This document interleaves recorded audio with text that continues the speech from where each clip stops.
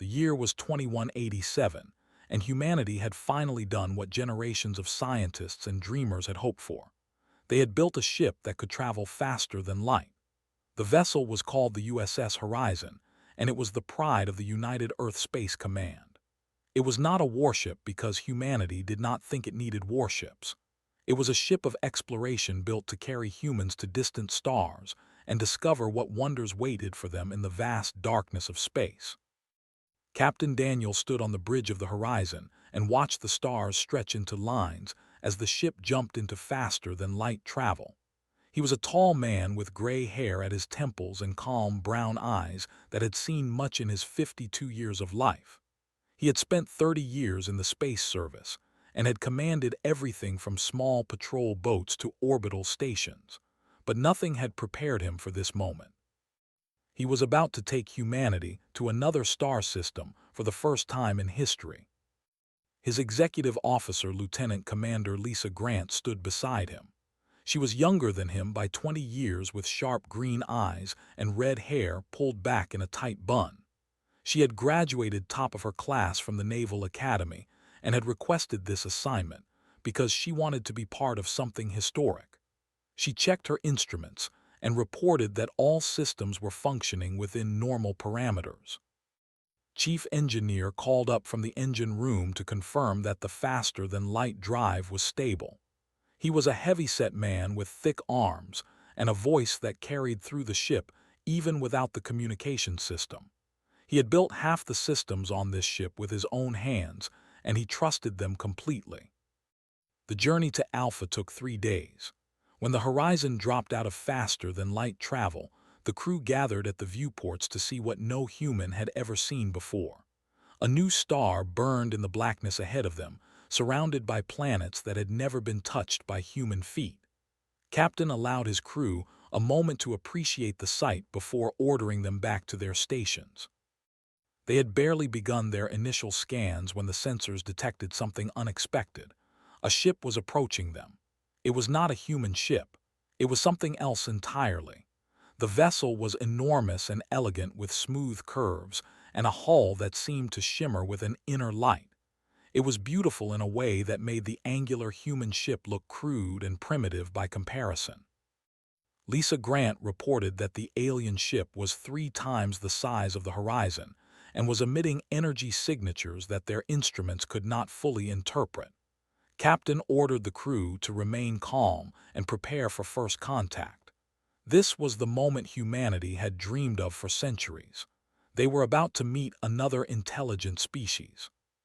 The alien ship hailed them, and the communication officer managed to establish a translation link after several minutes of exchanging mathematical sequences.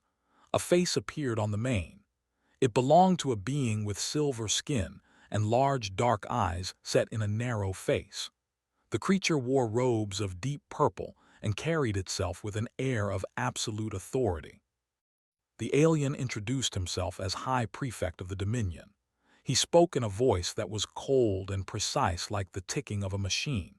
He explained that the Dominion was one of 3 great powers that ruled the galaxy and had done so for over 10,000 years. He said that humanity had entered Dominion space without permission and that this was a serious offense. Captain apologized for the intrusion and explained that humanity had only just developed faster-than-light travel. He said they had not known that this space belonged to anyone and that they meant no disrespect. He offered friendship and the possibility of peaceful relations between their 2 species. High Prefect listened to these words with an expression that might have been amusement or might have been contempt. It was difficult to tell with his alien features. When Captain finished speaking, the High Prefect responded with words that would change the course of human history. He said that the Dominion did not make friends with lesser species. He said that humanity had 2 choices. They could submit to Dominion rule and serve their new masters faithfully, or they could be destroyed. There was no third option. He gave humanity 1 standard galactic year to make their decision. Captain felt anger rise in his chest, but he kept his voice steady. He told the High Prefect that humanity would not submit to anyone. He said that humans had fought too hard and come too far to bow before tyrants no matter how powerful they might be. He requested that they reconsider their position. The High Prefect did not reconsider. Instead, he gave a signal and the ship fired a single pulse of energy at the horizon. The pulse passed through the human ship like a ghost passing through a wall. Every system on board shut down instantly. The lights went dark. The engines fell silent. The life support system stopped working. The crew floated in darkness as emergency batteries struggled to keep them alive. High Prefect appeared on the emergency backup screen. He told Captain that this was a small demonstration of power. He said that a single ship could destroy the entire human fleet without effort. He repeated his ultimatum, and then his ship turned and vanished into faster-than-light travel, leaving the crippled horizon drifting in the void. It took Chief Engineer 16 hours to restore basic power to the ship. It took another 2 days to repair the faster-than-light drive well enough to limp back to Earth. During that time, Captain sat in his quarters and stared at the recording of High Prefect delivering his ultimatum. He watched it over and over again, memorizing every word and every expression on that silver alien face. When the horizon finally returned to Earth, Captain was summoned to appear before the United Earth Council. He stood in a great chamber filled with the leaders of every nation on the planet, and he told them what had happened. He showed them the recording of the ultimatum. He described the casual ease with which the alien ship had disabled his vessel. Admiral Cole was the head of Earth Defense Command. He was an older man with white hair and eyes like chips of blue ice. He had commanded fleets and won battles, and he had never backed down from any enemy in his entire career. He watched the recording in silence, and when it ended, he stood and addressed the council. He said that they had given humanity 1 year to submit. He said that this was a mistake on their part. He said that they did not understand what humans were capable of when their backs were against the wall.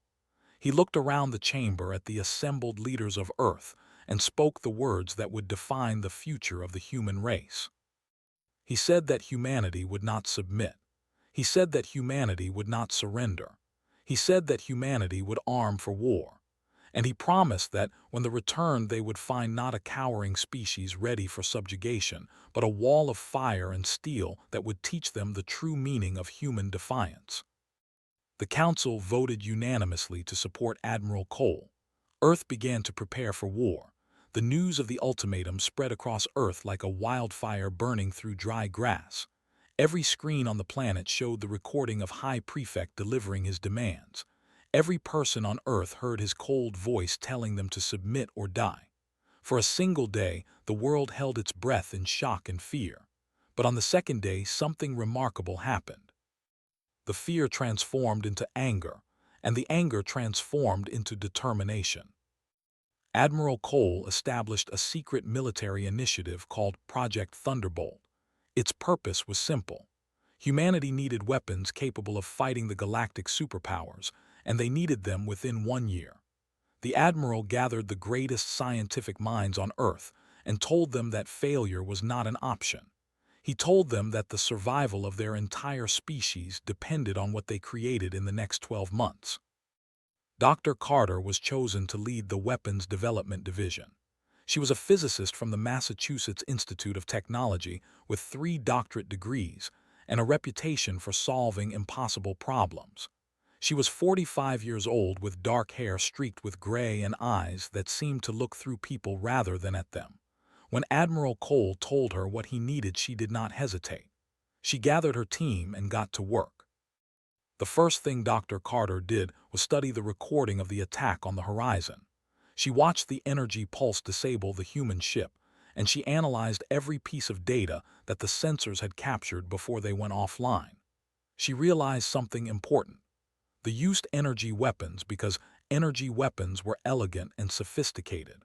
They had probably been using the same basic technology for thousands of years because it worked and because they saw no need to change. But energy weapons had weaknesses. They could be absorbed by thick armor. They could be dispersed by certain materials.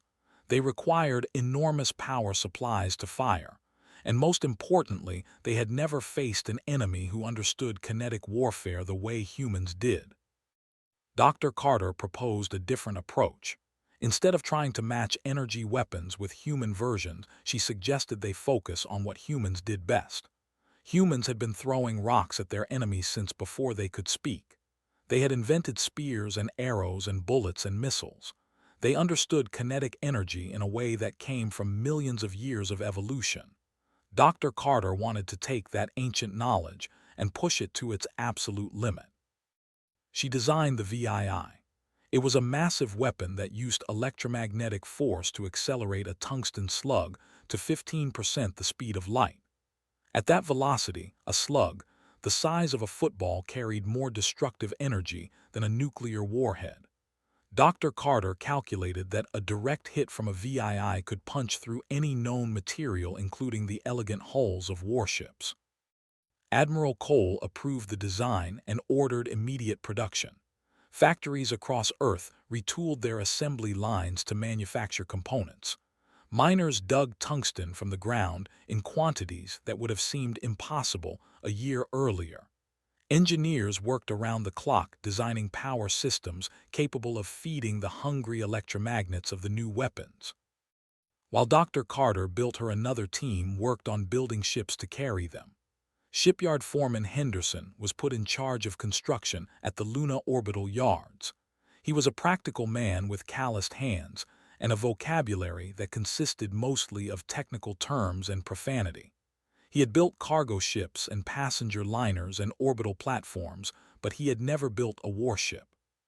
He studied historical records of naval warfare and talked to military historians and came to a simple conclusion. The new ships needed to be tough. They needed to take punishment and keep fighting. They needed armor so thick that enemy weapons would bounce off like rain off a roof. They needed redundant systems so that damage to one section would not cripple the whole vessel. They needed to be ugly and brutal and absolutely terrifying to anyone who faced them. Henderson designed the first ship himself, working with a team of naval architects who shared his vision. They called it the USS Defiance, and it looked nothing like the elegant alien vessels that humanity had encountered. It was angular and blocky with sharp edges and flat surfaces. Its hull was covered in armor plating 3 meters thick made from a composite material that could absorb enormous amounts of energy. It carried 24 VII arranged in batteries that could fire in any direction. It had point defense systems to shoot down incoming missiles and fighters. It was not beautiful, but it was deadly. The construction of the Defiance became a symbol of human resistance. Workers volunteered for extra shifts without pay. Suppliers donated materials at cost. Engineers solved problems in days that would normally have taken months. The ship grew in the orbital yards like a monument to human determination, rising against the stars that had threatened to destroy them. As the months passed, more ships joined the Defiance on the assembly lines. The USS Valor was built in the European yards. The USS Liberty came from the Asian construction facilities. The USS Fury rose from the South American shipyards. 9 more battleships followed, each one carrying enough firepower to level a city. Together, they formed the first expeditionary fleet. Dr. Carter continued to improve her designs even as the ships were being built. She increased the muzzle velocity and improved the targeting systems and developed new types of ammunition. She created slugs that would fragment on impact, spreading destruction across a wider area. She designed armor-piercing rounds that could punch through multiple layers of hull plating. She built her weapons with a cold fury that came from watching the recording of the ultimatum over and over again. Admiral Cole trained his crews relentlessly. He ran simulations and war games and drills until every sailor could perform their duties in their sleep. He promoted officers based on skill and determination rather than seniority. He built a fighting force that was lean and mean and hungry for battle. With 2 months remaining before the deadline, Admiral Cole gathered his senior officers for a final briefing. Captain Daniel was there, having recovered from the trauma of his encounter with and requested a combat assignment. Lieutenant Commander Lisa Grant stood beside him ready to serve as tactical officer aboard the flagship. Dr. Carter attended to present her latest calculations. She showed them simulations of slugs striking hull plating. The results were devastating. At 15% the speed of light, the kinetic energy of a single slug exceeded anything the galaxy had ever seen. The impacts did not merely damage enemy ships. They shattered them. They tore through them like bullets through paper. Admiral Cole looked at the simulations and allowed himself a small smile. It was not a pleasant expression. It was the smile of a predator that has finally grown teeth sharp enough to bite back. He told his officers that they were coming to enslave humanity. He said they expected to find a primitive species cowering in fear. He promised them that instead they would find the first expeditionary fleet waiting for them with loaded and crews ready to fight. The fleet launched 1 week before the deadline. 13 battleships moved into position at the edge of the solar system. They were charged and their crews were at battle stations. Humanity was ready for war. The fleet arrived exactly 1 year after High Prefect had delivered his ultimatum. 50 warships dropped out of faster-than-light travel at the edge of human space. They were magnificent vessels with hulls that glowed with inner light and weapons that had conquered 1,000 worlds. Each ship was larger than anything humanity had ever built, and together, they represented a force that had crushed entire civilizations. High Prefect stood on the bridge of his flagship, the Divine Ascendance, and looked at the tactical display. He expected to see human ships fleeing in terror, or perhaps a pathetic diplomatic vessel begging for mercy. What he saw instead made him pause in confusion. 13 angular ships waited in formation directly in the path of his fleet. They were ugly things covered in thick armor plating with none of the elegant curves that define proper starships. They bristled with weapon emplacements that his sensors could not fully identify. They did not flee. They did not send messages of surrender. They simply waited in silence like predators crouching in the grass. Admiral Cole stood on the bridge of the USS Defiance and watched the fleet approach. His face showed no emotion, but his heart was pounding in his chest. This was the moment that everything had been building toward. This was the moment that would determine whether humanity lived free or died in chains. Captain Daniel commanded the Defiance from the central chair, while Admiral Cole oversaw the entire fleet from the tactical command center. Lieutenant Commander Lisa Grant sat at the weapons console, her fingers hovering over the firing controls. Every crew member was at their station, and every was charged and ready. High Prefect opened a communication channel. His silver face appeared on and his dark eyes swept across the human bridge with undisguised contempt. He said that he was pleased the humans had gathered their pathetic fleet in one place. He said it would make their destruction more efficient. He demanded their immediate surrender and promised that those who submitted peacefully would be treated with mercy. Admiral Cole replied with a single word. He said fire. Lisa Grant pressed the firing control, and the USS Defiance shuddered as it spoke for the first time in combat. 24 tungsten slugs accelerated to 15% the speed of light and crossed the distance between the fleets in less than a second. They struck the lead warship before its crew even realized they were under attack. The impact was catastrophic. The slugs punched through the elegant hull like needles through silk. They carried so much kinetic energy that they did not merely penetrate the ship. They vaporized everything in their path. The lead warship exploded in a ball of fire and debris that scattered across the void. The other 12 human ships fired at the same moment. Over 300 slugs tore through the formation. 3 more warships died in the first volley, their crews never knowing what had hit them. A 5th ship lost its engine section and began spinning helplessly through space. A 6th took multiple hits to its weapons arrays and fell silent. High Prefect stared at his tactical display in disbelief. 6 of his ships were destroyed or disabled in the opening seconds of battle. This was impossible. These were primitive creatures who had barely discovered faster-than-light travel. They could not possibly have weapons capable of destroying Dominion warships. He ordered his fleet to return fire. The energy weapons reached out toward the human ships with beams of brilliant light. They struck the angular human vessels, and the impacts lit up the darkness of space. But the thick armor plating that Henderson had designed did its job. The energy beams were absorbed and dispersed across the composite material. The human ships rocked from the impacts, but they did not break. They did not fall silent. They kept firing. They spoke again and again, each volley tearing new holes in the formation. Lisa Grant coordinated the targeting from her console, directing fire to concentrate on one ship at a time. She watched her screens with cold focus, calling out targets and tracking damage. Her voice was steady and calm, even as the greatest battle in human history raged around her. Admiral Cole moved through the tactical command center, issuing orders and adjusting the fleet formation. He sent the USS Valor and USS Liberty to flank the right wing. He ordered the USS Fury to close with a damaged enemy vessel and finish it off. He watched his ships perform exactly as they had trained, and he felt a fierce pride burning in his chest. They fought back with desperate fury. Their energy weapons continued to pound the human ships, and eventually they began to find weak points.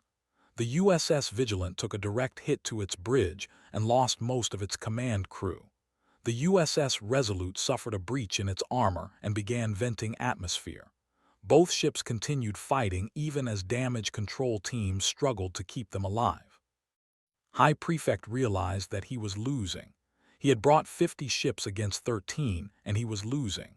The primitives had somehow developed weapons that could destroy his vessels with a single hit, while their ugly ships absorbed his fire like sponges absorbing water.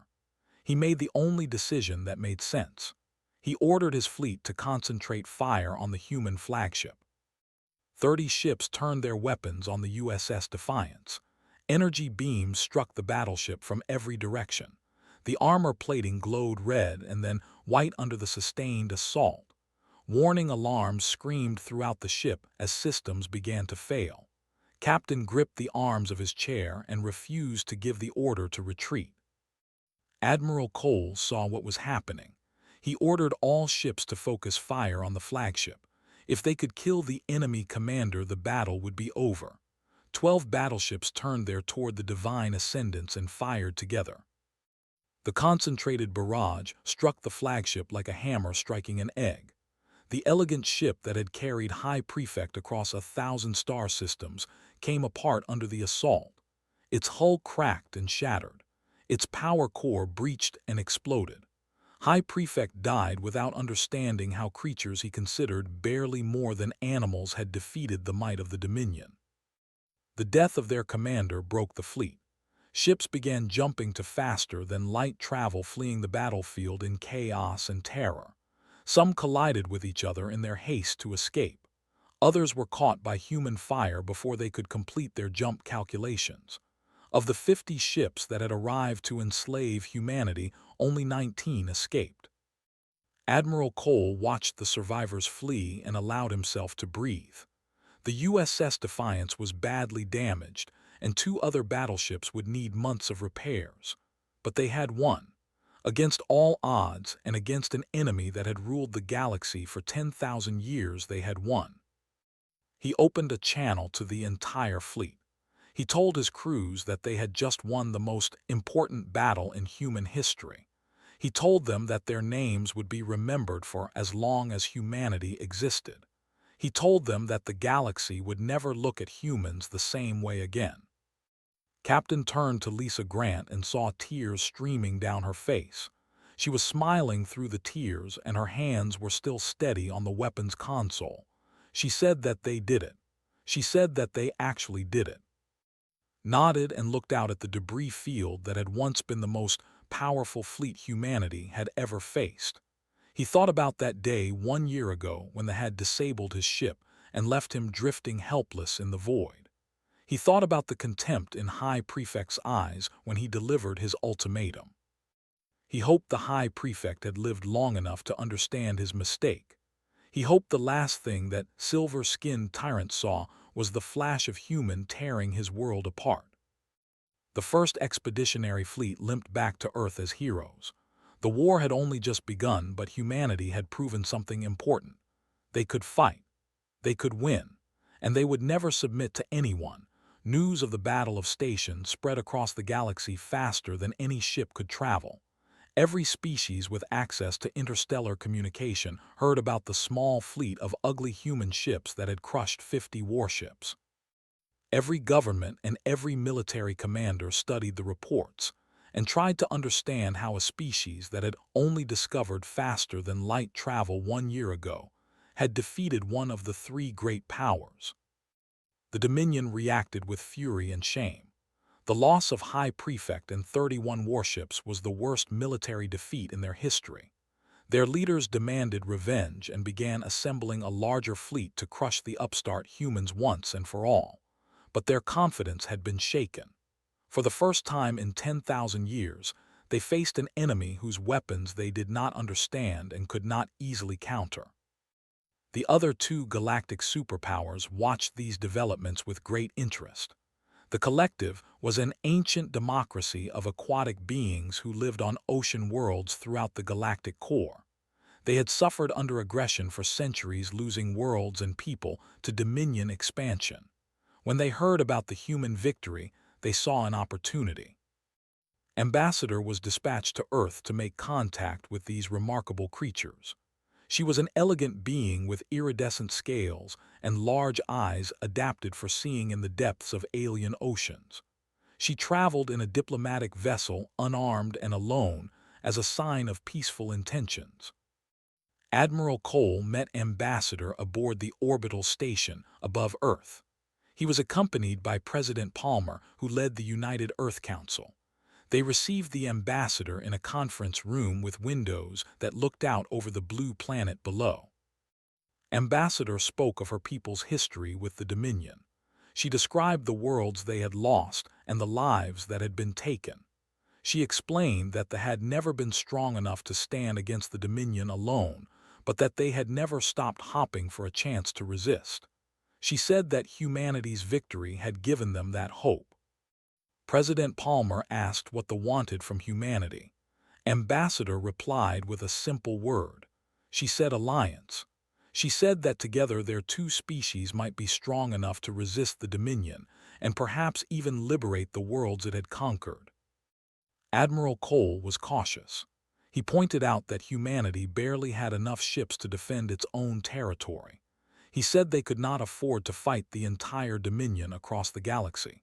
But he also said that humanity valued freedom above all else and would never refuse to help those who shared that value. He proposed a defensive pact where each species would come to the other's aid if attacked. Ambassador accepted these terms. The first alliance between humanity and another galactic species was born in that conference room above Earth. But while they came seeking friendship, another power had different intentions. The Empire was the third of the great galactic superpowers. They were a warrior species who valued strength above all else and measured worth by victory in battle. When they heard about the human victory, they did not see potential allies. They saw a species that needed to be tested. Emperor ruled from a throne built on a mountain of conquered worlds. He dispatched his most feared fleet commander Warlord to measure the strength of these humans, was given 80 warships and orders to engage the humans in battle. If they fought well, they would earn the Empire's respect. If they did not, they would be destroyed. Warlord chose his target carefully. The human colony of New Haven was a small settlement on a world 3 jumps from Earth. It had minimal defenses and a population of only 50,000. His fleet arrived without warning and took up position in orbit around the planet. Commander Pierce was in charge of the New Haven defense platform. He was a young officer with more courage than experience, and when he saw 80 warships surrounding his world, he knew he was outmatched. He sent an urgent distress call to Earth and prepared to fight to the last. Admiral Cole received the distress call and immediately mobilized the Second Expeditionary Fleet. In the 2 years since the Battle of Station, humanity had built many more ships. The second fleet consisted of 36 battleships under the command of Vice Admiral Torres. She was a veteran officer with iron-gray hair and a reputation for aggressive tactics. She pushed her fleet to maximum speed and arrived at New Haven less than 12 hours after the distress call. Warlord was surprised by the rapid human response. He had expected days or weeks before reinforcements could arrive.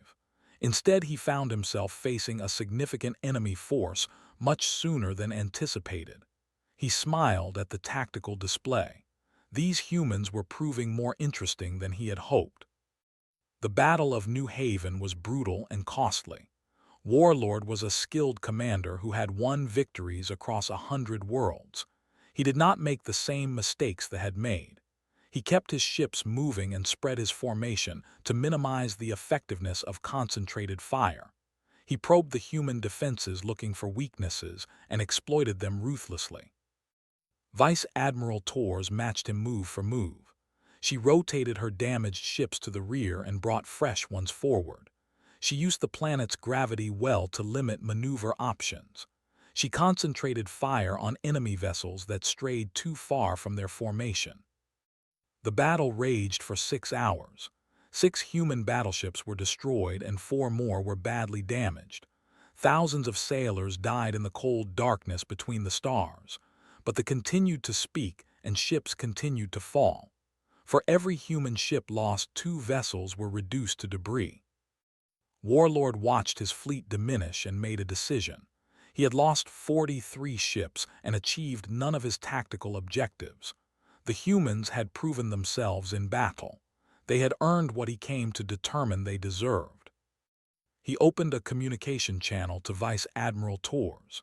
His face was, and battle-worn with eyes that had seen more combat than most species would see in 10 lifetimes. He spoke in a voice that carried the weight of a warrior's respect. He told her that she and her people had fought well. He said that the humans had earned the respect of the Empire through blood and fire. He said that he would recommend to Emperor that humanity be treated as equals rather than prey. He gave her a warrior's salute and then ordered his surviving ships to withdraw. Vice Admiral Torres watched the fleet vanish into faster-than-light travel. She was exhausted and grieving for the sailors she had lost, but she understood what had just happened. Humanity had passed another test. They had proven themselves not just to the but to another great power. The aftermath of the Battle of New Haven brought unexpected developments. Emperor was impressed by Warlord's report and sent a formal diplomatic mission to Earth. The proposed, a non-aggression pact recognizing humanity as worthy opponents who should not be attacked without cause. It was not friendship, but it was respect, and for the respect was the highest honor they could bestow. Admiral Cole accepted the pact knowing that it removed one potential enemy from the board. The now faced a humanity that was allied with the and had earned the neutrality of the. The balance of power in the galaxy was shifting. President Palmer addressed the United Earth Council after the treaties were signed. He said that humanity had come to the stars expecting wonder and discovery. He said they had found instead a galaxy ruled by powers who saw them as nothing more than slaves to be conquered. He said that humanity had answered that challenge with fire and steel and determination. He promised that they would continue to answer it. He promised that humanity would never bow before tyrants no matter how ancient or powerful. He promised that the galaxy would learn to respect the species that called Earth home. The council cheered and the people of Earth celebrated. But Admiral Cole knew that the war was far from over. They were still out there building new fleets and planning revenge. There would be more battles and more losses before this was finished. He returned to his office and began planning for the next phase of the war. Humanity had survived its first tests, but the greatest challenges were still ahead. 5 years had passed since the day Captain Daniel first encountered the Dominion in the Alpha system. 5 years of war and sacrifice and triumph had transformed humanity from a single species on a single world into a power that shaped the destiny of the galaxy. The Dominion had not recovered from its early defeats. The loss at station had shattered their image of invincibility. The subject races they had oppressed began to whisper of rebellion. When humanity and the launched a joint offensive into Dominion territory, those whispers became shouts. 3 major worlds fell in the first month of the campaign. 7 more followed in the second. The Dominion fractured under the pressure. Regional governors declared independence rather than face human. Military commanders turned on each other fighting for control of shrinking territories. The great power that had ruled the galaxy for 10,000 years crumbled like a facing the tide. Admiral Cole was now Supreme Commander of the United Earth Defense Forces. He had led humanity through its darkest hour and guided it to victories that no one had thought possible.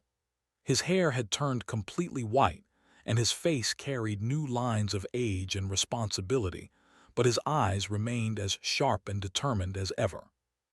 He stood on the bridge of the most powerful ship in the human fleet. The USS Constellation was a third-generation battleship, incorporating everything humanity had learned from 5 years of warfare. It carried 48 IX, each one capable of accelerating tungsten slugs to 20% the speed of light.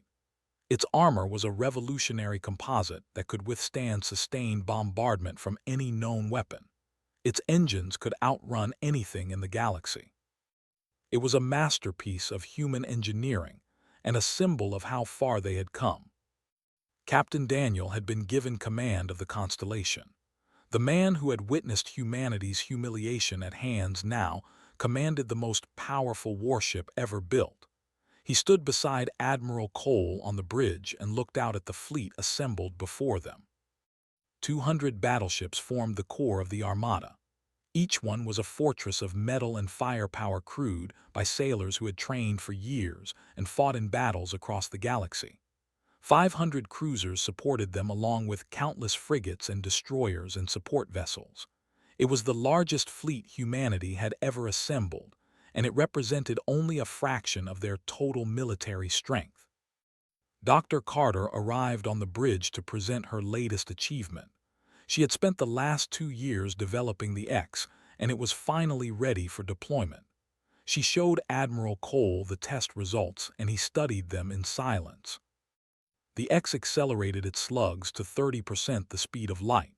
The kinetic energy of a single round was so enormous that its test firing had been visible from 3 star systems away. Dr. Carter explained that a direct hit from an X could crack the crust of a planet. She said it was the most destructive weapon humanity had ever created. Admiral Cole asked if the weapon was necessary. He asked if humanity needed the power to destroy worlds. Dr. Carter replied that necessity was not the point. She said that as long as threats existed, humanity needed the ability to meet them. She said the X ensured that no one would ever threaten humanity again. A communication arrived from the collective. Ambassador appeared on the with news that would have seemed impossible 5 years ago. A coalition of former subject races had sent a formal request to Earth. They wanted human protection. They had heard of the species that defeated the mighty Dominion with weapons of metal and fire. They had seen how humanity treated its allies with respect and honor. They wanted to stand with the humans rather than return to the chains of their former masters. Admiral Cole listened to the request and felt the weight of the moment settle on his shoulders. Humanity had come to the stars seeking knowledge and discovery. They had been met with threats and contempt. They had been told to submit or die, and they had responded by building the most powerful military force the galaxy had ever seen. But power brought responsibility. The species asking for protection had suffered for underrule. They had been exploited and oppressed and treated as less than nothing. Now they looked to humanity for salvation. The question was whether humanity would answer. President Palmer contacted the Constellation from Earth. He had aged as well during the years of war, but his voice remained strong. He asked Admiral Cole for his recommendation. Cole thought about the question for a long moment. He remembered watching the recording of High Prefect delivering his ultimatum. He remembered the rage he had felt at the casual arrogance of a species that thought it could enslave humanity with a wave of its hand. He remembered the pride he had felt watching human ships tear that arrogance apart with fire. He told President Palmer that humanity had learned something important in the last 5 years. He said they had learned that the galaxy was a dangerous place filled with powers that preyed on the weak. He said they had learned that strength without purpose was meaningless, but that purpose without strength was impotent. He said that humanity now had the strength to make a difference. He said they had the power to protect those who could not protect themselves. He said that turning away from that responsibility would make them no better than the who had tried to enslave them.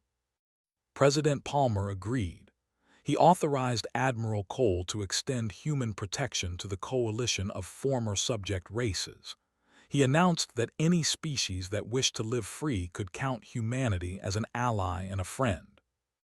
The announcement sent shockwaves through the galaxy. The Empire acknowledged it with a formal statement of respect. The remnants of the Dominion issued threats and warnings that no one took seriously. Dozens of species began sending diplomatic missions to Earth hopping to join the growing coalition of free worlds. Captain turned to Admiral Cole after the announcement was made. He asked what orders the Admiral had for the fleet. Cole looked out at the assembled armada. 200 battleships waited for his command. Thousands of smaller vessels supported them. Millions of sailors stood ready to fight and die for humanity and its allies. He said that they would set course for the border. He said that there were still warlords and tyrants who thought they could prey on the weak. He said that it was time the galaxy learned what humanity stood for. Captain nodded and gave the order. The USS Constellation activated its faster-than-light drive, and the stars began to stretch into lines of light. The rest of the fleet followed formation after formation, vanishing into the void. Admiral Cole remained on the bridge watching the stars blur past. He thought about everything that had happened since that first fateful encounter in Alpha. He thought about the friends he had lost and the victories he had won. He thought about the species they had saved and the enemies they had defeated. Humanity had come to the stars as children taking their first steps into a vast and terrifying universe. They had been mocked and threatened and attacked. They had been told they were nothing more than primitives destined for subjugation. They had answered those insults with fire. They had answered those threats with steel. They had built ships that could shatter worlds and weapons that could crack planets. They had forged alliances with species who shared their values and earned the respect of those who did not. The galaxy had tried to teach humanity its place. Instead, humanity had taught the galaxy a lesson it would never forget. The lesson was simple. Do not threaten those who refuse to be threatened. Do not attack those who know how to fight back. Do not underestimate a species that has clawed its way up from nothing and refuses to bow before anyone. The darkness between the stars had once seemed cold and hostile and filled with dangers beyond human understanding. Now that darkness parted before human ships like shadows fleeing the light. The galaxy no longer frightened humanity. The galaxy feared them. And humanity was just getting started.